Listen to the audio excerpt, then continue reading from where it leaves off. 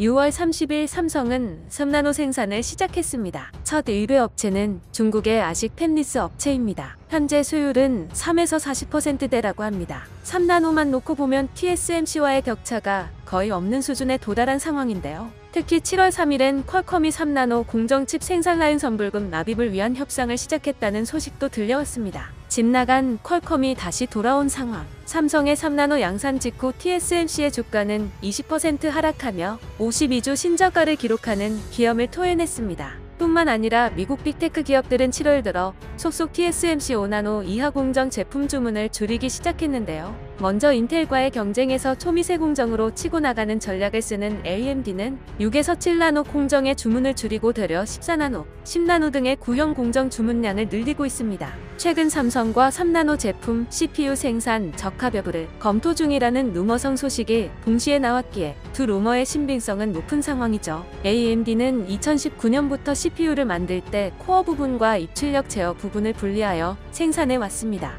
14나노는 삼성과 기술을 제휴한 미국 글로벌 파운드리사에서 만들었으나 이들은 10나노 이하 기술력이 없기 때문에 TSMC로 구형 공정 물량이 전환된 것으로 보입니다. 덜 중요한 부분이라도 언제까지고 14나노를 쓸 순 없겠죠. 그러나 본 게임은 따로 있는데요. 심지어 TSMC 산하 매체인 디지타임스에 따르면 엔비디아의 경우 올해 9월 중으로 출시될 예정인 차세대 그래픽카드 RTX 40 시리즈의 물량을 줄이기 위한 협상이 진행 중입니다. 엔비디아는 지난해부터 올해까지 총 69억 달러, 한화로 8조 963억 원에 달하는 제품 생산 대금을 이미 선결제 처리하면서 5나노 생산 라인을 확보해둔 상태이죠. 웃긴 점은 엔비디아는 69억 달러라는 사상 최대 선납입금을 결제하고도 제대로 된 대접을 못 받았다는 것입니다. 우리의 최대 고객사 애플님이 5나노 공정을 같이 사용해야 하기 때문에 당신들 물량은 뒤로 밀릴 수밖에 없다라는 게 이유였던 것이죠. 실제로 엔비디아는 2년마다 한 번씩 그래픽카드 신제품을 출시해 왔습니다.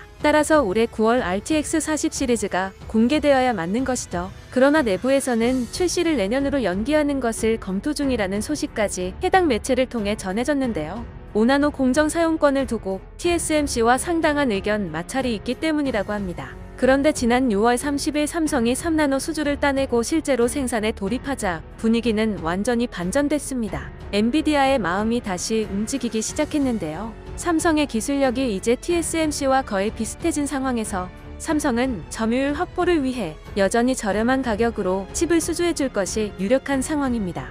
굳이 8조 원 규모의 성금을 지불하면서까지 TSMC의 의뢰 갑질을 당할 이유가 사라진 것이죠. 사실 엔비디아나 AMD뿐만 아니라 애플도 지난달 9천만 대의 아이폰 14에 들어갈 반도체 주문량을 10% 줄였습니다. 경기 침체 심화에 따른 소비 지출 감소를 고려하는 건 현재 트렌드이기도 합니다. 그러나 중요한 것은 큰 맘 먹고 삼성에서 다시 TSMC로 넘어온 엔비디아의 인내심이 흔들렸고 기폭제가 되어 주문 취소를 감행하도록 만들었다는 것이죠. 앞서 설명했듯 엔비디아는 예약 비용, 생산 시기까지 모든 것을 TSMC에 맞춰오고 있었기 때문입니다. 그런데 여기에서 또 마찰이 발생합니다. TSMC는 이미 선납입금을 받았으니 계약이 성사된 것으로 보고 생산 물량을 감축하지 않겠다는 입장을 고수하고 있다고 디지타임스는 전했습니다.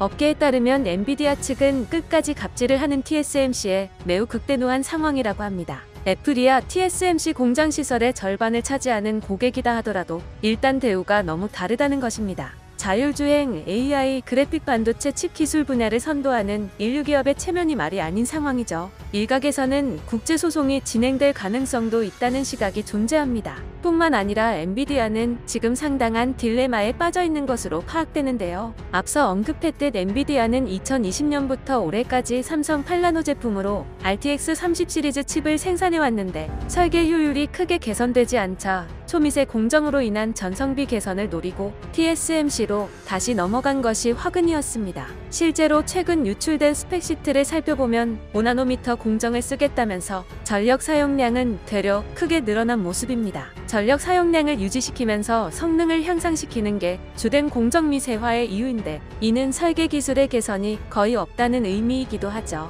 물론 이는 반도체 업계의 마케팅 전략 중 하나입니다. 퀄컴이 삼성 탓을 했듯이 설계상 전작 대비 성능 개선이 크지 않은 경우 반도체 미세화라는 마케팅 요소를 적극 이용할 수밖에 없습니다. 전작과 무언가 크게 달라진 게 있어야 소비자들이 지갑을 열겠죠. TSMC보다 싸게 먹히면서 이미 검증까지 끝난 삼성을 굳이 떠나는 이유는 여기에 있던 것입니다. 그런데 삼성이 3나노 반도체 양산을 공식적으로 시작한 마당에 현재 수율이 30%라고 친다면요. 1년 뒤면 못해도 6에서 70%대의 수율이 나올 가능성이 높은 게 사실입니다. 추가 비용을 들이면서 TSMC 전용 설계 도면으로 개발을 하고 굳이 바가지 씌워지면서까지 원하지도 못하는 날짜에 TSMC 5나노 제품을 납품받는다는 것은 손해뿐인 상황이 됐습니다. 엔비디아가 당초 원했던 9월 생산이 불가능하고 내년 1에서 3월로 넘어갈 것 같으면 추가 비용을 들이지 않고 삼성 파운드리를 여전히 이용하는 게 초미세 공정 마케팅도 유지되고 더 싸게 먹힐 수 있다는 것이죠.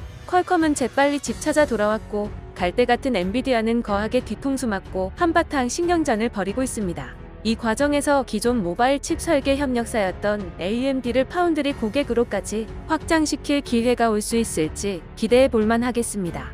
이상 QH였습니다.